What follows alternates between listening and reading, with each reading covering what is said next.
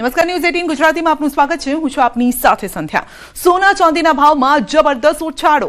10 ગ્રામ સોનાનો ભાવ 1,65,000 થયો છે। 1 કિલો ચાંદીનો ભાવ 3,58,000। જબરદસ્ત ઉછાળા બાદ કડાકો થવાની શક્યતા છે। તો જ્વેલર્સોએ ગ્રાહકોને અપીલ કરી છે, ભાવમાં ઘટાડો થવાની રાહ જોવાની અપીલ કરી છે, કારણ કે જે રીતે એકદમ જમ્પ કર્યો છે આજે સોના ચાંદીના ભાવે, તેને જોતા જ્વેલર્સ પણ માની રહ્યા છે કે ઘટાડો આવી શકે છે, માટે આ સમય ખરીદવાનો નથી। ભાવમાં ઘટાડો થવાની રાહ જોવાની અપીલ કરી છે। સોનાના ચાંદીના બજારમાં જે રીતે સતત નવી વિક્રમ સપાટી પર પહોંચી રહ્યું છે, સોનું આજે 1,68,000 રૂપિયા, જ્યારે ચાંદી 3,60,000 પર પહોંચ્યું છે, ત્યારે લોકો સોના બજારમાં શું કહી રહ્યા છે? આપણી સાથે દીપ ચોકસી છે, આપણે સીધા વાત કરીએ। દીપભાઈ, જે રીતે ચાંદી 3,60,000 અને સોનું 1,68,000 વિક્રમ સપાટીએ પહોંચ્યા છે, ગ્રાહકી પર શું અસર છે? આમ જોવા જઈએ તો ગ્રાહકી પર પોઝિટિવ નેગેટિવ બે ઇમ્પેક્ટ છે, કેમ કે લોકોને જે રીતના બજેટિંગ હતું એ બજેટ ખોરવાઈ ગયા છે, એટલે લોકોનું જે બાઇંગ છે એ થોડું ઓછું થઈ ગયું છે। અને અમુક જે લોકોના લગ્ન અને પ્રસંગો જે ટૂંક સમયમાં આવે છે અને એ લોકો જે રાહ જોતા હતા ભાવ ઘટવાની, એ ન ઘટતા એ લોકો અત્યારે લેવા નીકળી પડ્યા છે કે એ ડરથી કે હજી ભાવ ન વધી જાય અને અમે અત્યારે જે ભાવ છે એમાં બાય કરી લઈએ, કેમ કે લોકોને અત્યારથી આજથી 1 મહિના પહેલાં જોવો તો આજથી 1 મહિના પહેલાં 14 લાખ એટલે 1,40,000નો ભાવ હતો, તે જ અત્યારે 1,68,000 થઈ ગયો છે, એટલે એક મહિનાની અંદર 28,000 રૂપિયા જેવું સોનું 10 ગ્રામે વધી ગયું છે। તો જેને મોટી ખરીદી છે એ લોકો માટે બહુ મોટો ફરક પડે છે, એટલે એ હિસાબે જે લોકોને અત્યારે લાગે છે કે સોનું અત્યારે હજી વધી જશે તે લોકો તો ખરીદી કરીને એમનું સોનું લઈ લે છે, પણ જે લોકોને એવું લાગે છે કે ભાવમાં ઘટાડો આવશે, કરેક્શન આવશે, એ વિચારમાં જે કસ્ટમર કન્ફ્યુઝ થાય છે, એના લીધે ગ્રાહકીમાં થોડો ઘણો એવો અસર અમને દેખાઈ ગયો। બિલકુલ દીપભાઈ કીધું તેમ સાચું છે કે અમુક સમય બાદ ફરી એક વખત કરેક્શન આવશે, પણ હજુ પણ સોના ચાંદીના ભાવ ઉપર જાય તેવી શક્યતાઓ છે। જેમને ત્યાં લગ્ન છે, ભાવ વધી રહ્યા છે, તે લોકો તાત્કાલિક ખરીદી કરવા નીકળ્યા છે, અને જે લોકોએ માત્ર રોકાણ જ કરવું છે તે તમામ લોકો ભાવ ઘટેની રાહ જોઈ રહ્યા છે। પણ આ ભાવ ઘટવા વચ્ચે સતત ભાવ વધી રહ્યા છે, અને ફરી એક વખત આજે સોનું 1,68,000 અને ચાંદી 3,60,000ની ઐતિહાસિક સપાટીએ પહોંચ્યું છે। કેમેરામેન જીગર ગોલ સાથે કૃતેશ પટેલ, ન્યૂઝ 18 ગુજરાતી, સુરત। ડેપો નજીક સર્જાયો અકસ્માતના ધ્રુજાવી દેતા સીસીટીવી સામે આવ્યા। હાઇડ્રા ક્રેનના ચાલકે રોડ પર ચાલતા જતા યુવકને જ કચડી નાખ્યો। અકસ્માતના પગલે ટ્રાફિક જામ થયો છે, પોલીસ સ્થળ પર પહોંચી છે। તો દ્રશ્યો સામે આવ્યા છે અકસ્માતના ધ્રુજાવી દેતા આ દ્રશ્યો। તો ક્રેનની અડફેટે યુવકનું મોત થયું છે। મકરપુરા ડેપો નજીક અકસ્માતની આ ઘટના બની છે, અને જ્યાં અકસ્માતના ધ્રુજાવી દેતા આ દ્રશ્યો, ક્રેનની આગળ એક વ્યક્તિ હતો અને તેને કચડીને તે આગળ વધી ગઈ ગાડી। તો દ્રશ્યોમાં જોઈ શકાય છે ક્રેનની અડફેટે યુવકનું મોત થયું છે। વધુ અપડેટ મેળવીશું સંવાદદાતા હાર્દિક પાસેથી। જે હાર્દિક, હચમચાવી દેતા દ્રશ્યો છે અકસ્માતના। બિલકુલ ઠીક છે। આપણે વડોદરા શહેરની વાત કરીએ તો સવારથી અત્યારે બપોર સુધી અકસ્માતની 2 ઘટના બની, અને આ બંને ઘટનામાં 2 લોકોના મોત થયા છે। દુમાર ચોકડી પાસે ઘટના બની હતી, તેમાં એક ડમ્પર ચાલકે એક વાહન ચાલકને અડફેટે લીધો હતો, તેનું મોત થઈ ગયું। ત્યારબાદ મકરપુરા જીઆઈડીસી અંદર જવાનો જે રોડ છે ત્યાં અકસ્માત થયો, અને દ્રશ્યો જે છે ખૂબ જ ચોંકાવનારા દ્રશ્યો છે, કારણ કે એક યુવક જે છે તે રસ્તો પસાર કરી રહ્યો છે અને પાછળથી અચાનક ક્રેન ચાલક આવે છે અને ક્રેનના ટાયર નીચે આ યુવકને જે છે કચડી નાખે છે। આખી ઘટના જે છે તે સીસીટીવી કેમેરામાં કેદ થઈ છે। મહત્વની વાત છે કે મકરપુરા જીઆઈડીસી વિસ્તાર છે તે અવારનવાર આ પ્રકારની અકસ્માતની ઘટનાઓ બને છે, ત્યારે સ્થાનિક લોકો આક્ષેપ કરી રહ્યા છે કે જીઆઈડીસી વિસ્તારમાં દબાણોનો રાફડો ફાટ્યો છે। તો સાથે સાથે વાત કરીએ તો ભારદારી વાહનો હોય, જેમ કે ડમ્પર, ક્રેન સહિતના જે વાહનો છે તે બેફામ રીતે પાર્ક કરવામાં આવે છે, અને ચાલકો બેફામ રીતે વાહનો હંકારે છે, એના કારણે અકસ્માતની ઘટનાઓ જે છે તે બની રહી છે। તો ચોક્કસથી તંત્રએ, એટલે કે કોર્પોરેશન તંત્ર અને પોલીસ તંત્ર બંને હવે જાગવાની જરૂર છે, અને અકસ્માતોની સંખ્યા ઘટે ત્યાં પ્રકારના પ્રયત્નો કરવાની જરૂર જે છે તે ઊભી થઈ છે અત્યારે। જી, આપનો આભાર। સુરેન્દ્રનગરના લીંબડી રાજકોટ નેશનલ હાઈવે પર અકસ્માત। ખાનગી લક્ઝરી બસનો ચાલકે કાબુ ગુમાવતા અકસ્માત સર્જાયો। તો હડાળા ગામના પાટિયા પાસે બસ રોડની સાઈડમાં ઉતરી ગઈ. અકસ્માતમાં 8 થી વધુ મુસાફરોને ઈજા પહોંચતા સારવાર માટે હોસ્પિટલ ખસેડ્યા છે. બસ ચાલક અકસ્માત સર્જીને ફરાર થયો છે અને પોલીસે ઘટના સ્થળે પહોંચી વધુ તપાસ હાથ ધરી છે. લીંબડી રાજકોટ નેશનલ હાઈવે પર અકસ્માતની આ ઘટના, તો બસના ફૂરચે ઉડી ગયા છે. ચાલકે કાબુ ગુમાવતા બસ રોડ પર નીચે પટકાઈ હતી. અકસ્માતમાં 8 થી વધુ મુસાફરોને ઈજા. તો સુરતમાં વહેલી સવારે અકસ્માતની ઘટના બની છે. ડિંડોલી ઉધના બ્રિજ પર બની ઘટના. અજાણ્યા વાહનની અડફેટે બાઇક ચાલકનું મોત થયું છે. હેલ્મેટ પહેર્યું હોવા છતાં અકસ્માતમાં મોત થયું છે અને પ્રાથમિક દ્રષ્ટિએ ઓવરટેક કરતી વખતે અકસ્માત થયો હોવાનું અનુમાન છે. અકસ્માત મામલે ડિંડોલી પોલીસે વધુ તપાસ પણ હાથ ધરી છે.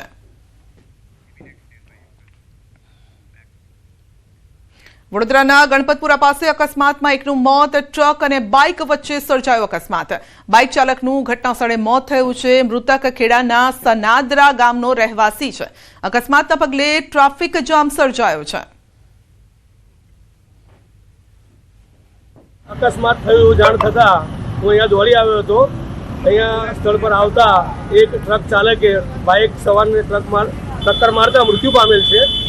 એ મૃત્યુ પામેલનું નામ વલ્લભભાઈ સોમાભાઈ પટેલ ખાસરા ગામના છે અને સ્થળ પર જ મૃત્યુ પામે છે. પોલીસને જાણ કરતાં પોલીસ આવી છે. પોલીસની કાર્યવાહી ચાલુ છે. ઊંચા ભાડાની લાલચમાં વાહન ભાડે આપવું તમને મોંઘું પડી શકે છે. વલસાડ જિલ્લાના વાપી વિસ્તારમાં આવી જ એક વાહન ઠગ ગેંગને એલસીબી પોલીસે ઝડપી પાડી છે. આરોપીઓ પોતાની મોટી કંપનીઓના દલાલ બતાવી વાહન માલિકોનું ઊંચું ભાડું આપવાની લાલચ આપતા હતા. ભાડા કરાર બાદ વાહન અને જરૂરી દસ્તાવેજો મેળવી વાહન માલિકની જાણ બહાર વાહનોને વેચી દેતા ગીરવે મૂકતા અને એક ફરિયાદ બાદ પોલીસે કાર્યવાહી કરી 5 આરોપીઓની ધરપકડ કરી છે અને 4 વાહનો કબજે કર્યા છે. આરોપીઓ સામે અગાઉ પણ અનેક ગુનાઓ નોંધાયેલા હોવાનું તપાસમાં સામે આવ્યું. ગાડી ભાડેથી લઈ અને બારોબાર અન્ય ઇસમોને ગીરવી આપી અને એમની સાથે છેતરપિંડી કરેલ છે અને તેમની સાથે આવા બીજા 6 વ્યક્તિઓની પણ ગાડીની સાથે આ રીતની છેતરપિંડી થયેલ છે. તે મુજબની ફરિયાદ વાપી ટાઉનમાં આપી હતી અને એમાં આરોપી તરીકે સંદીપભાઈ, હાર્દિકભાઈ, મુશ્તાક, અરવિંદ, મનીષ અને પરેશ એમ અલગ અલગ 6 વ્યક્તિના નામ આપેલા હતા. આમાં કુલ જે નામજોગ 6 આરોપી વિરુદ્ધ ફરિયાદ હતી. 5 આરોપીને અરેસ્ટ કરવામાં આવેલ છે. ઓલરેડી 4 જે ગાડીઓ છે એ રિકવર કરવામાં આવી રહી છે. બાકીની 2 ગાડીઓ છે એની અત્યારે તપાસ ચાલુમાં છે. સુરતમાં હીરા સોલંકીનું સ્ફોટક નિવેદન, એક માર ખાય છે અને 8 મારે છે. તો ભડના દીકરાએ હજુ સુધી માફી નથી માંગી. મારવું અને માર ખાવો એ બંને મર્દાનગીની વાત છે. છેતરીને મારવાનો પ્રયાસ કર્યો છે. હીરા સોલંકીનું કહેવું છે વિડીયો બનાવી એક દહેશત ઊભી કરવા માંગતા હતા. સોલંકીએ કહ્યું છે કે અહીં તો માર મારી અને વિડીયો ઉતાર્યો. મને દુઃખ છે એ મને ખટકી ગયું છે. તો આવી દાદાગીરી સહન ન થાય પછી કોઈ પણ હોય. એક માર ખાય છે, 8 મારે છે. પણ તોય કહું કે ભડના દીકરાએ કઈ માફી બીપી નથી માંગી. એ મર્દાનગીનું કામ છે. એક વાત સમજજો, મારવું અને માર ખાવું ને એ 2 મર્દાનગીનું કામ છે. છેતરીને મારવાના પ્રયત્ન કર્યા, છેતરીને અને વિડીયો બનાવીને એક દહેશત ઉભી કરવા માંગતા હતા. એ તો સ્વાભાવિક રીતે બને કેવું માર ખાવા વાળા હોય એના પરિવાર વાળા વિડીયો ઉતારી જાય. શું કામ? કે ભાઈ આ મારવા વાળો હતો. પણ આ લોકો તો પોતે મારે, પોતે વિડીયો બનાવે. એનું દુઃખ હતું મને મિત્રો, એ મને ખટકી ગયું હતું અહીંયા મગજમાં.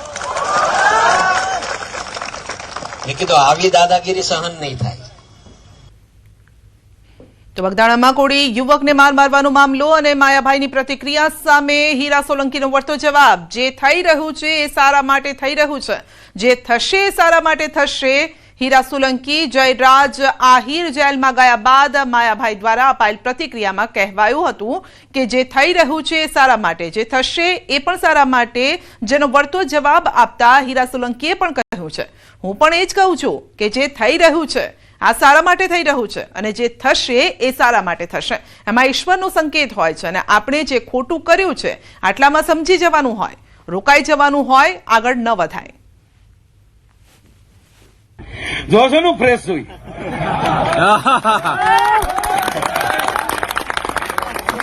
કારણ કે હું ગીતાને માનું છું, ભગવાનને માનું છું. જે અર્જુન જે થઈ રહ્યું છે એ બરાબર થઈ રહ્યું છે, અને જે થયું એ પણ બરાબર થયું છે, અને જે થશે એ પણ બરાબર.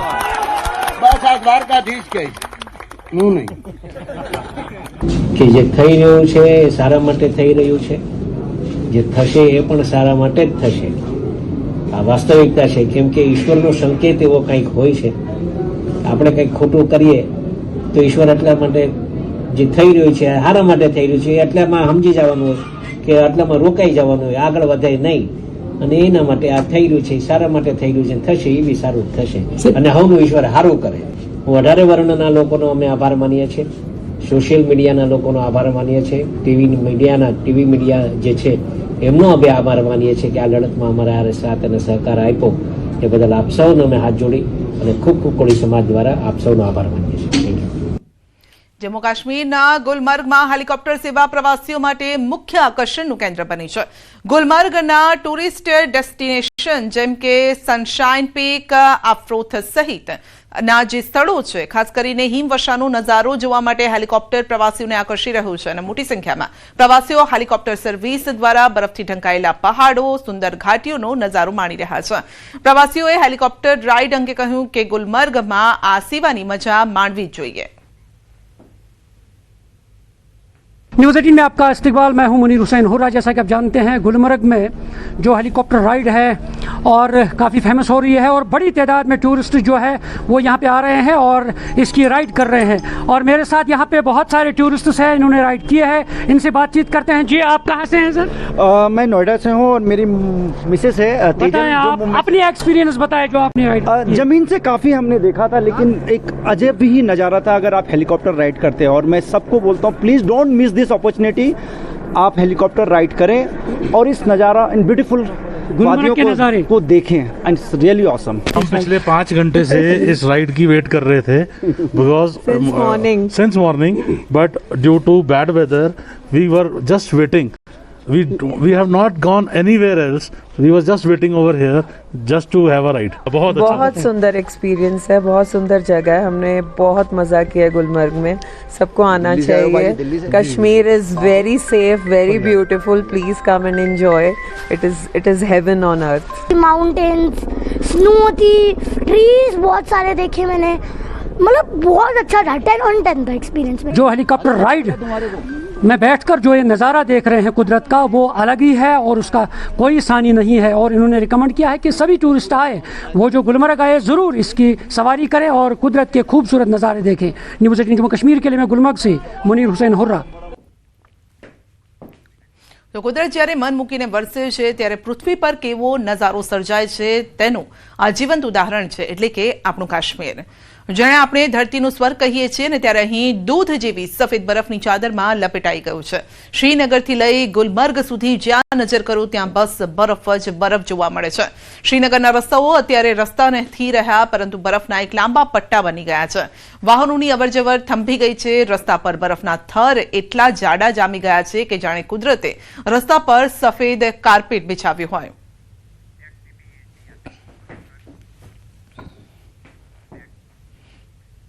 ગુજરાત એટીએસને મોટી સફળતા મળી છે. આતંકી ષડયંત્રમાં સામેલ નવસારીમાં રહેતા ફૈઝાન શેખની ધરપકડ કરવામાં આવી છે. આ શખ્સ હાલ નવસારીમાં રહેતો હતો અને મૂળ રામપુર યુપીનો રહેવાસી છે, જે ચારપોલ વિસ્તારમાં સિલાઈ કામ કરતો હતો. ફૈઝાન શેખ જૈશ એ મોહમ્મદ અને અલ કાયદા જેવા આતંકી સંગઠનથી પ્રભાવિત હતો. આ અંગે મળતી પ્રાથમિક માહિતી મુજબ ગુજરાત એટીએસે આતંકવાદી ષડયંત્ર કેસમાં નવસારીના ચારપોલના રહેવાસી અને મૂળ રામપુરના નરપતનગરના ડુંડાવાલાનો રહેવાસી ફૈઝાન શેખ નામના આરોપીની ધરપકડ કરી છે. તો જૈશ એ મોહમ્મદ અને અલ કાયદાના આતંકવાદી જૂથોની વિચારધારાઓથી કટ્ટરપંથી બન્યા પછી ફૈઝાન શેખે ગેરકાયદેસર રીતે હથિયાર અને દારૂગોળો મેળવ્યો હતો. આ માણસને આતંક અને ભય ફેલાવી શકાય કેટલીક વ્યક્તિઓની હત્યાનો પણ ટાર્ગેટ આપવામાં આવ્યો હોય તેવી માહિતી છે. તો વધુ અપડેટ મેળવીશું સહયોગી નવીન પાસેથી. જી નવીન, એટીએસને મળી મોટી સફળતા. જે રીતે એટીએસની જે સફળતા મળી છે, જેની અંદર એક જે આતંકી પકડાયો છે, જે લશ્કરે તોયબા અને જૈશે મોહમ્મદના સંપર્કમાં હતો અને ખૂબ જ રેડિયલાઇઝ હતો અને કોઈ પણ કરવા માટે તૈયાર હતો, ત્યારે તેને જે જવાબદારી સોંપવામાં આવી હતી કે કોઈ પણ ગુજરાતના નામચીન વ્યક્તિ અથવા પ્રભાવ પાડી શકે અને દહેશત ફેલાઈ શકે એ રીતે તેને હુમલો કરવાનો છે. તેના માટે તેને વેપન પણ મંગાયા હતા અને વેપન જ્યારે તેને મંગાયા ત્યારે જે ખુફિયા એજન્સી જે માહિતી મળી ખુફિયા અને તેના ઉપરથી તેને પકડી છે. હવે તે કયા હેન્ડલરના થ્રુમાં હતો અને કઈ રીતે તે કોને ટાર્ગેટ કરવાનો હતો, એ તમામ દિશામાં અત્યારે ગુજરાત એટીએસ જે છે પૂછપરછ અને તપાસ કરી રહી છે. જી નવીન, તેની પાસેથી હથિયાર દારૂગોળો પણ જપ્ત કરવામાં આવ્યો છે. બિલકુલ, તેની પાસેથી એક હથિયાર પણ કબજે કરવામાં આવ્યો છે અને જે હથિયાર એટીએસે કબજે કરીને અને આ હથિયાર તેને કોની પાસેથી લાવ્યો હતો અને તેનો ટાર્ગેટ કોણ હતો, સૌથી મહત્વની વાત એ છે કે તેનો ટાર્ગેટ કોણ હતો તે જાણવા માટેના પ્રયત્નો ચાલી રહ્યા છે. સાથોસાથ જે વાત કરીએ કે તેને તે હેન્ડલર પાકિસ્તાનથી કોણ એને કઈ દિશામાં એટલે કે સોશિયલ મીડિયામાં કયા પ્લેટફોર્મથી તે વાત કરતો હતો અને આને કેટલા મળવાના હતા, શું મળવાના હતા, કઈ મળવાનું હતું, તમામ દિશાઓમાં ગુજરાત તે તપાસ કરી રહી છે. પરંતુ ક્યાંક ને ક્યાંક વાત કરીએ તો એક મોટી સફળતા એટલા માટે કહી શકાય કે આને મૂળ યુપી રામપુરનો છે અને ગુજરાતમાં રહીને તે અહીંયા એક ઘટનાને અંજામ આપવાનો તે દરજી કામ કરતો હતો. દરજી કામ કરીને અને સાથોસાથ તે એક બિલકુલ કહી શકાય કે પ્રભાવિત થઈ ગયો આતંકી સંગઠનથી, જેના કારણે કંઈ કરવા માટે તૈયાર હતો. જી નવીન, ભૂતકાળમાં પણ આપણે જોયું છે કે જે આતંકવાદીઓ હોય છે તે સામાન્ય માણસની જેમ રહેતા હોય છે, સામાન્ય માણસ જેવું જીવન જીવતા હોય છે અને જ્યારે તેમને ટાર્ગેટ મળે ત્યારે તેઓ એ કામને અંજામ આપતા હોય છે. શું આ વ્યક્તિ સાથે બીજા પણ એટલે કે ફૈઝાન સાથે અન્ય કોઈ સ્લીપર સેલ પણ એક્ટિવ હોઈ શકે છે? કારણ કે એકાદ વ્યક્તિનું કામ ન હોય, અલગ અલગ વ્યક્તિઓ એટલે આખી ચેઇન સંકળાયેલી હોય છે આવી ઘટનાઓમાં. બિલકુલ, એ તપાસ એ થઈ રહી છે કે યુપીમાં જે આ રામપુરનો મૂળ છે તેની સાથે બીજા કોણ સંડોવાયેલા છે, તેની સાથે અન્ય કોઈ લોકો જોડાયેલા છે કે કેમ, અને સાથોસાથ જે મહત્વની વાત છે કે મેં કીધું પ્રમાણે કે હેન્ડલર કોણ છે અને હેન્ડલર જે છે એ કેટલા સમયથી સંપર્કમાં છે અને રૂપિયાની જે વ્યવસ્થા અથવા વેપન ખરીદવાની જે વ્યવસ્થા છે કોણે કરી આપી છે, એ તમામ દિશાઓમાં જે તપાસ છે એટીએસ કરી રહી છે અને એ તપાસ બાદ અન્ય ખુલાસો સામે આવી શકે કે કઈ રીતે આખા ઘટનાની અંદર કોણ કોણ સામેલ છે અને બીજા લોકો.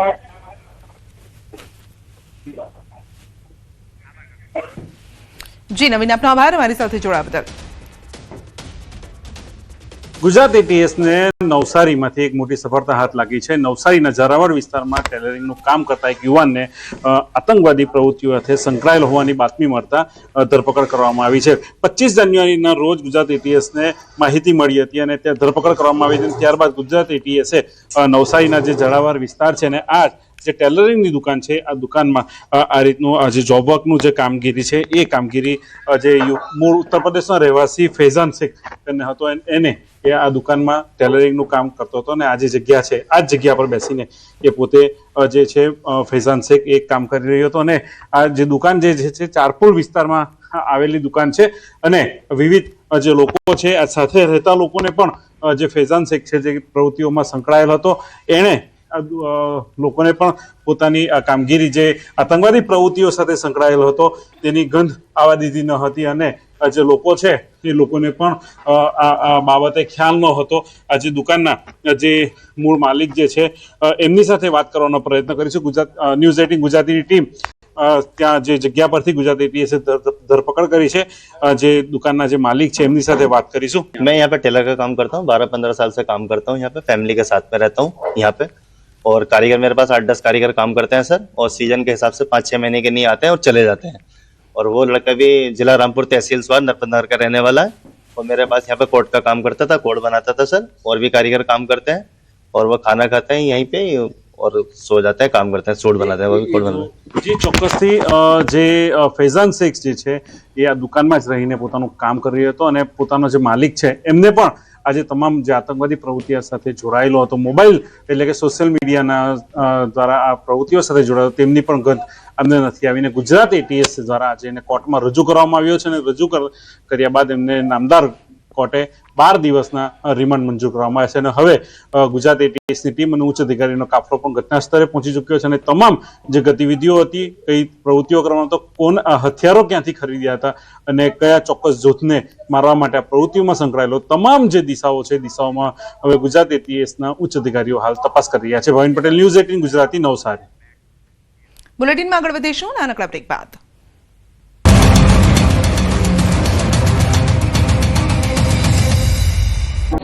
મારી પાર્ટીનો હોય, સામે મારી પાર્ટીનો હોય કે ત્રીજી કોઈ પાર્ટીનો હોય અને કોઈના મનમાં ફાંકો હોય ને તો તમારે આ જેવી 1400નો ફાંકો કાઢવા જિગ્નેશ મેવાણીનો જન્મ થયો છે. યાદ રાખજો, તારું તો ચણું નહીં આવે. આવા લોકો એ માનસિક ઘણીવાર હતાશ થઈ જતા હોય છે.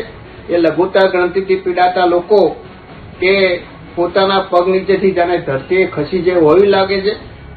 સાંભળ્યું, કોંગ્રેસના જ બે ધારાસભ્યો સામસામે તલવાર ખેંચી રહ્યા છે. વાકયુદ્ધથી શરૂ થયેલો આ વિવાદ હવે મોટા નેતાઓ સુધી પહોંચી ગયો છે. મેવાણીએ કિરીટ પટેલને ચણા કહ્યું તો પટેલે કહ્યું મેવાણી માનસિક હતાશ છે. પાટણમાં સામાજિક કાર્યક્રમમાં આવેલ વડગામના ધારાસભ્ય જિગ્નેશ મેવાણીનું જ્ઞાતિવાદી નિવેદન સામે આવ્યું. જોકે જિગ્નેશ મેવાણીએ સમાજના નામે શક્તિ પ્રદર્શન પણ કરી નાખ્યું અને લોકોને આહવાન કર્યું કે કોઈ આપણા અનુસૂચિત જાતિના દીકરાને મારવાની વાત કરે તો ગુજરાતના અનુસૂચિત જાતિના 50 લાખ લોકોને ચૂપ રહેવાનું નથી. કોંગ્રેસની આંતરિક ખેંચતાણમાં ભાજપે ચૂટકી લીધી. ભાજપના પ્રવક્તા ડોક્ટર અનિલ પટેલે નિવેદન આપ્યું કે કોંગ્રેસ વેન્ટિલેટર પર છે. જો કોંગ્રેસમાં આંતરિક વિવાદ એ કોંગ્રેસના ડીએનએમાં છે. અત્યારે ગુજરાત કોંગ્રેસની હાલત એ ખરેખર તો વેન્ટિલેટર ઉપર છે. વાસ્તવમાં ગુજરાત કોંગ્રેસ એ ડૂબતું નાવ છે અને ધારાસભ્યની જે સંખ્યા છે એ સંખ્યા ક્રિકેટ ટીમ કરતાં પણ ઓછી સંખ્યા છે. ગુજરાતમાં જે રીતે નકારાત્મક રાજનીતિ કોંગ્રેસ કરી રહી છે એ જ રીતની નકારાત્મક વલણ કોંગ્રેસનું આંતરિક ધારાસભ્ય વચ્ચે હોય છે. તો ગુજરાત કોંગ્રેસના પ્રદેશ પ્રમુખ અમિત ચાવડાએ ભાજપ પર વળતો ઘા કર્યો. તેમણે કહ્યું કે બંને નેતાઓને ભેગા કરી ગેરસમજ દૂર કરાશે, પણ ભાજપમાં ચાલતા ગુંડારાજને પહેલા શાંત કરો. જ્યાં સુધી અમારા પક્ષના બે ધારા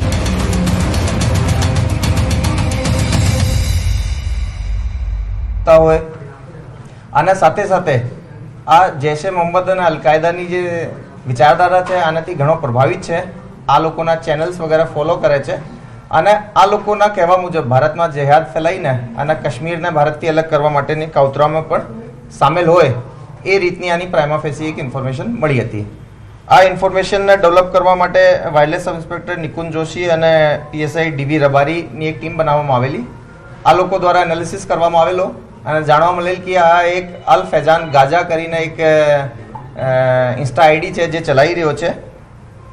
એને એનાલિસિસમાં ઘણો બધો અમને રેડિકલ કન્ટેન્ટ અને એની જે આતંકી કૃત્ય કરવાની જે એના જે ટાર્ગેટ્સ હતા આ બાબતમાં જાણવા મળેલ. એક મોટી ટીમ બનાવવામાં આવેલી જેની અંદર PI NR Brahmbhatt, CH Panara, KB Desai, AP Parmar, PB Desai, VR Jadeja, Manal Shah વગેરે બધા અધિકારીઓ જોડાયેલા. નવસારી એસઓજી અને નવસારી જિલ્લા પોલીસની ટીમને પણ સાથે રાખવામાં આવેલી અને આ જે ફૈજાન નામના માણસની ટેકનિકલ અને હ્યુમન ઇન્ટ મારફતે એની ઓળખ કરવામાં આવેલી. એને ત્યાં ડિટેન કરવામાં આવેલો. એ ડિટેન્શન પછી જ્યારે એની ચેકિંગ કરવામાં આવેલી તો એના પાસેથી ઘણી બધી શંકાસ્પદ અને રેડિકલ વસ્તુઓ મળી આવેલી. સૌથી પહેલાં એની પાસેથી એના કબજેથી એક પિસ્ટલ અને 6 જીવતા રાઉન્ડ મળી આવેલા. જ્યારે એનો ફોન ચેક કરવામાં આવેલ તો આ એ અલ ફૈજાન ગાજા અને એક બીજી પણ ઇન્સ્ટા આઈડી ચલાવતો હતો. એના ઉપર એક ઘણો બધો રેડિકલ કન્ટેન્ટ જે કે અલકાયદા અને જૈશે મોહમ્મદનો હોય એવા વિડીયોઝ અપલોડ કરતો હતો. સાથે સાથે એની જાણ મુજબ જે પેગમ્બર વિરુદ્ધ બોલતા હોય એવા લોકોના ટાર્ગેટના નેમ્સ અને ફોટોગ્રાફ્સ વગેરે પણ એ અને એના વિરુદ્ધ આના જે વિચાર છે જે એના મારવાની એની પ્લાનિંગ છે એ બાબતમાં પણ આ લખતો હતો. સાથે સાથે ઘણા બધા ટેલિગ્રામ ચેનલ્સની અંદર પણ ગ્રુપ્સમાં પણ એ જોડાયેલો હતો જેમાં આ રીતના ટાર્ગેટ્સ બાબતે એ માહિતીઓ આપલે કરતા હતા. જે ઘણા બધા એવા ચેનલ્સ છે જે ખાસ કરીને હું કીધા કે જૈશે મોહમ્મદના જે ચેનલ છે જેમાં ખાસ કરીને મુફ્તી મસૂદ અઝહર છે, અબ્દુલ રૌફ છે, આને ઘણો બધો ફોલો કરતો હતો. આને વિચારધારાથી બહુ પ્રભાવિત હતો. આને કહેવાથી આ લોકો જૈશે મોહમ્મદ તરફથી કોઈ પણ ઇન્સ્ટ્રક્શન મળે તો એક વૃહદ જે ડિટેલ્ડ યા મોટા સ્કેલે અગર કોઈ જેહાદ હોય તો એની અંદર પણ જોડાવાની એની ઈચ્છાને એ ઓનલાઈને સમર્થન આપેલો હતો. આ એક મોટો એક રીતે કહી શકાય કે ટેરર મોડ્યુલ હતો જેમાં સિંગલ જે આપણે લોન વુલ્ફ કહીએ છીએ એ રીતની આ પાર્ટી હતી જે કે એની રીતે સોશિયલી ઓનલાઈન યા કોઈ પણ જગ્યાથી કોઈ પણ આવા સ્ટેટમેન્ટ્સ હોય કોઈ વ્યક્તિ મારફતે આપેલા જેમાં એ વિચારે કે ભાઈ આ પેગમ્બર વિરુદ્ધ છે, તો એના માટે જાતે યા એના બીજા જે લોકો છે ગ્રુપમાં જે જોડાયેલા લોકો આના સાથે મળીને એને મારવાની સાજિશ એ લોકોએ કરતા હતા. સર, આ જે હથિયાર ક્યાંથી લાવ્યો હતો, ફાઇનાન્શિયલી આને કોણ પૂરું પાડતું હતું, ટાર્ગેટ કોણ હતા? એ વેપન માટે પ્રાથમિક જે પૂછપરછ થઈ એની અંદર એ લગભગ 6 મહિના પહેલા એના મૂળ વતન રામપુર ગયેલ હતો અને એ રામપુરમાંથી એક શખ્સથી એ વેપન પરચેઝ કર્યા હતા. આ જે વેપન છે આ એક લોકલ ઇન્ડિયન મેડ વેપન છે, પરંતુ એની ક્વોલિટી થોડી સારી છે અને એ ત્યાંથી લઈને આવ્યા હતા.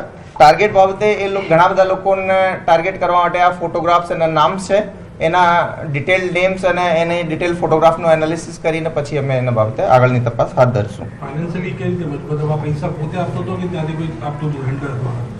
એ અહીંયા હું કીધા આપને દરજીના કામ કરતા હતા અને સારા સૂટ અને એ બધું સિલવાનું કામ કરતો હતો. તો ફાઇનાન્શિયલી એ વેપન જે છે વેપનની કોસ્ટ લગભગ 30,000 રૂપિયા છે, એ જાતેથી એને પૂરો પાડવ્યા છે. આપણે કીધું કે સિંગલ છે, પણ આની સાથે કોઈ બીજા જો હોઈ શકે એવું લાગે છે, રામપુરના બીજા કોઈ અથવા એની સાથે રહેતા? એમાં સૌથી ઇમ્પોર્ટન્ટ જે નામ આવી રહ્યો છે, અમે એના થોડો પ્રાઇમોફેસી ચેટિંગ વગેરે બધી જોઈ છે, તો એક મોહમ્મદ અબુ બકર કરીને એક માણસ છે જેની સાથે આ જાતેથી પણ અને સામેથી પણ એને ઘણા બધા Jaish e Mohammed al Qaeda related video share થયા છે. એ જાતે ઘણા બધા ગ્રુપ્સમાંથી ટાર્ગેટ્સ જાતે આઈડેન્ટિફાઈ કરતો હતો અને જે ટાર્ગેટ્સ એને મળતા હતા એ બીજા ગ્રુપ્સમાં પણ શેર કરતો હતો. તો એની પાસે બીજા કોઈ એના સહયોગી થઈ શકે, પણ આપને બધાને ખબર છે એ ઇન્સ્ટા પર અને ટેલિગ્રામ પર જે ગ્રુપ્સ છે એમાં બી પાર્ટી આઈડી જે હોય છે એ બધાને આપણે જ્યારે પ્રિઝર્વ કરવાવીએ અને એને ડિકોડ કરાવીએ ત્યારે ખબર પડશે કે એકચ્યુઅલી કોણ લોકો છે. 6 મહિનાથી હથિયારની પાસે હતું, કોઈને કોશિશ કરી અને મારવાની કોઈ પ્રયત્ન કર્યો છે ખરી? આ મૂળ રૂપે મેનલી જે યુપીનો જે રીતે રહેવાસી છે, અહીંયા એ જે દરજીનું કામ કરે છે, અહીંયાના ગ્રુપ્સ અને અહીંયાના લોકો વિશે બહુ વધારે નથી જાણતો. આ મેનલી એ જે લોકો પણ એના અમે ઇન્સ્ટા આઈડીથી મળ્યા છે એ મૂળ વધારે પડતા યુપીના જ લોકો છે.